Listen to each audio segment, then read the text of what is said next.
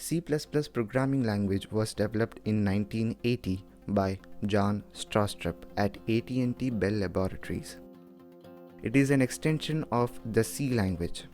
If you really want to do well in programming world, C and C++ are mandatory. Whatever C programming offers is already there in C++.